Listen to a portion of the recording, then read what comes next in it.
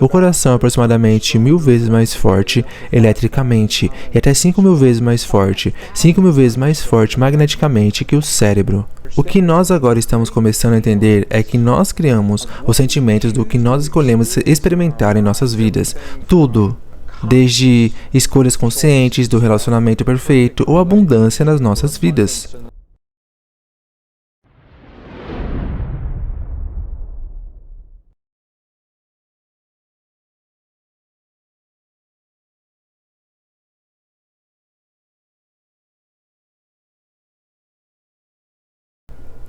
Quase universalmente, textos e tradições antigas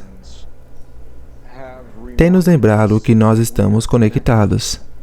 Eles disseram que nós somos um, que nós fazemos parte do nosso mundo, que somos parte um dos outros, que somos parte da Terra e das mudanças na Terra.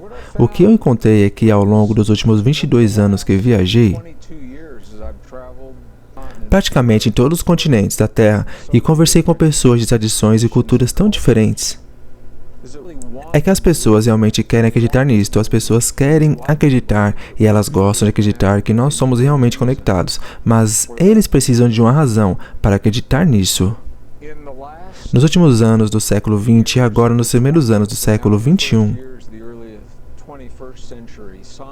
a ciência agora está nos dando aquela razão para uma mente lógica. Fazer a conexão para ver como nós estamos relacionados e como nós influenciamos o mundo e como honrando esta conexão através de nossos corações, nós literalmente temos o poder de influenciar os muitos campos deste planeta que sustentam a vida no mundo, sustentam a saúde e a cura do bem-estar dos nossos corpos, e é tudo sobre os campos magnéticos da Terra, onde isso realmente ficou em foco. Foi em torno dos eventos de 11 de setembro de 2001. Foi durante aquele tempo que os Estados Unidos tinham como que 2 satélites. Eles chamam GOES, satélites de geossincronia ambiental.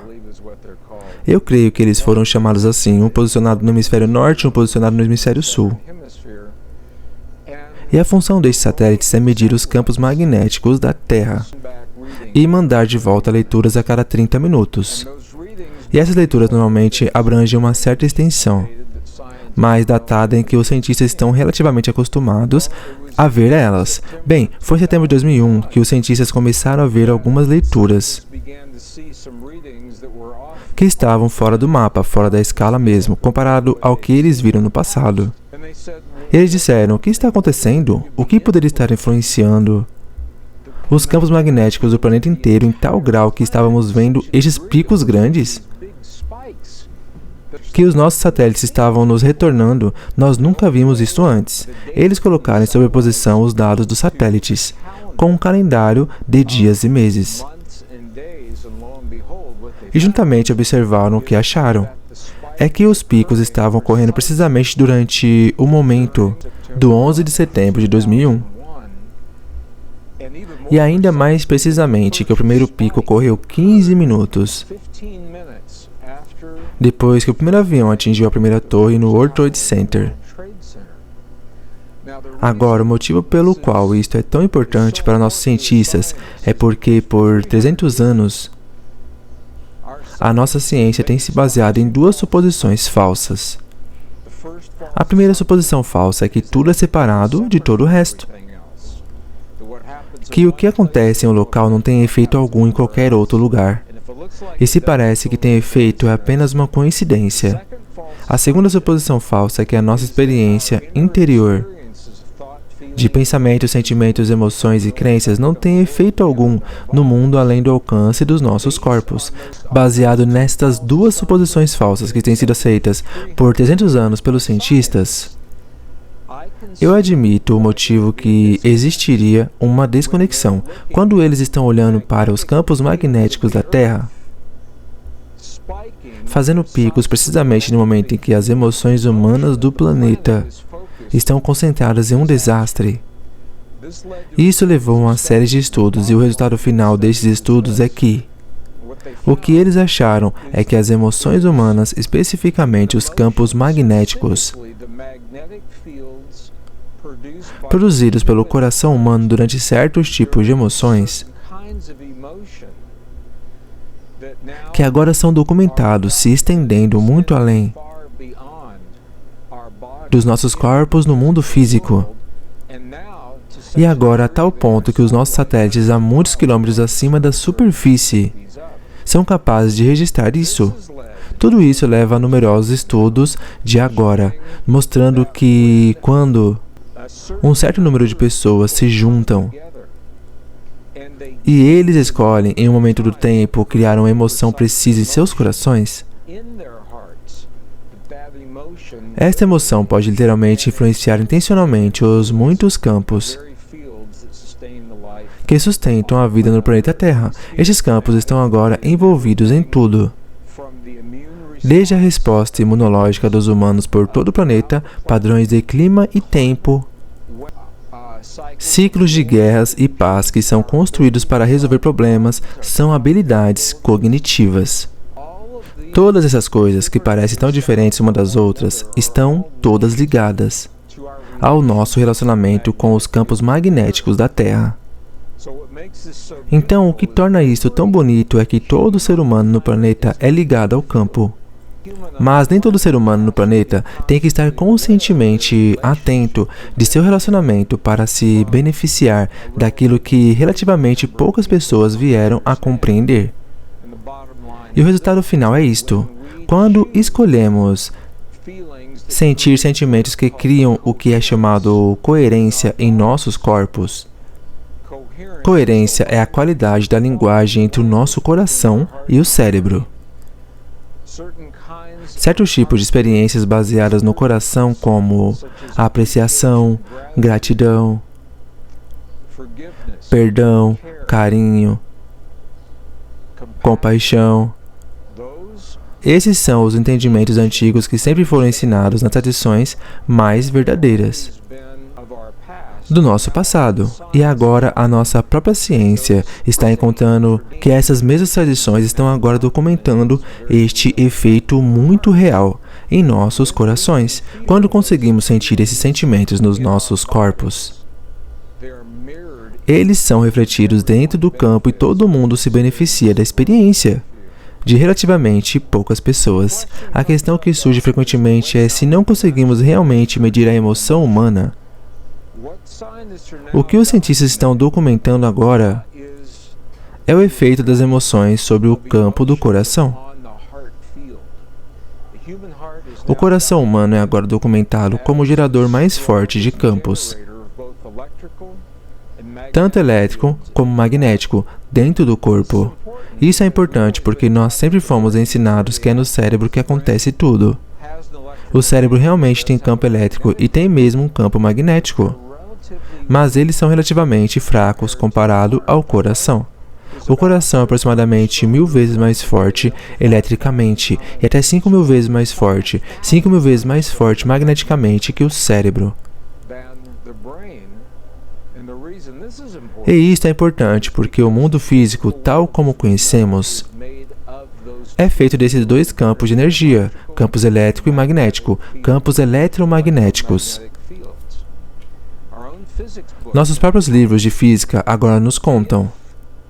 Se pudermos mudar tanto o campo magnético de um lúmen como o campo elétrico de um átomo, fazendo isso nós mudamos literalmente aquele átomo.